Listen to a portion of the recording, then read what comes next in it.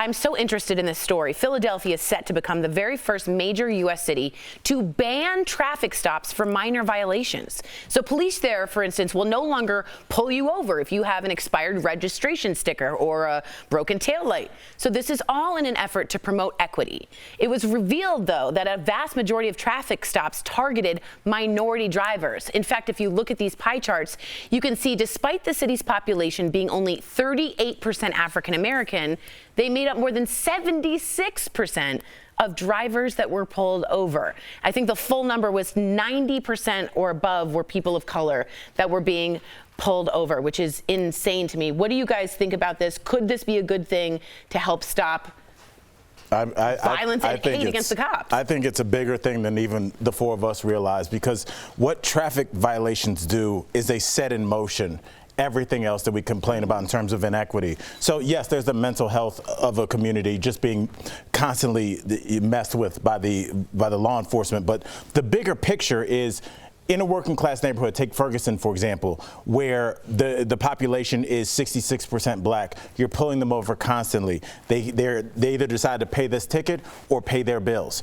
If they don't pay that ticket, now they have a warrant. Now they're getting picked up again. Now they've got fines they can't pay. This thing leads into bail. This leads into an inability to vote.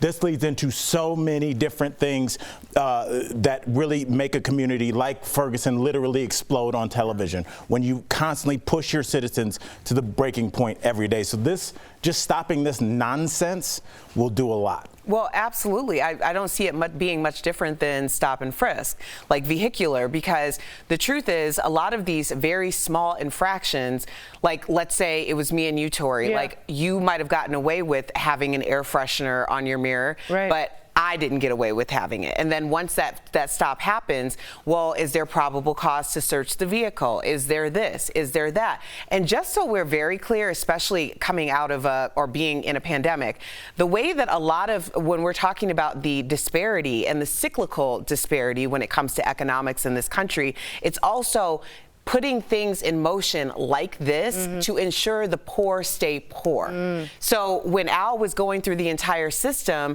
that is very intentionally done. But what also needs to be addressed are there quotas when it comes to how many numbers of tickets police officers are expected to write in order to also sustain the revenue and the economics of that town? Where is that money coming from? And this is something that has been a practice for a very long period of time, and absolutely this needs to stop. And also, just all over, this is beneficial to everyone. And, you know, one of my best friends is a Cuban American that lives in Miami, and his brother is a cop. And because we talk a lot about police interactions with citizens, because I'm like, ask your brother what's up with this, you know? And he's like, his brother feels the same way. But a lot of times when you do see cops that are trigger happy, he's like, being in a city like Miami, we deal with people that we know have 2 strikes.